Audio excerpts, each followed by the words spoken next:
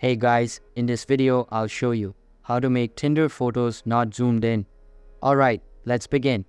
First of all, open the Tinder app on your mobile device and make sure it is updated to the latest version available.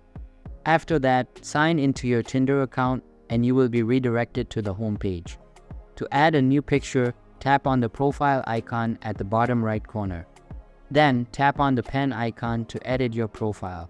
Now, in order to add a new picture without the zoomed in effect, make sure that the image you upload is in a 4:3 ratio. You just need to get the correct ratio and size to get rid of the zoom in effect, and that's it. As you can see, the picture I just uploaded doesn't have any zooming in issue. This is because the image is in the correct aspect ratio. So that's basically how you can make Tinder photos not zoomed in. And that's it for this video. If you find this helpful, consider subscribing and giving this a big thumbs up. Thanks.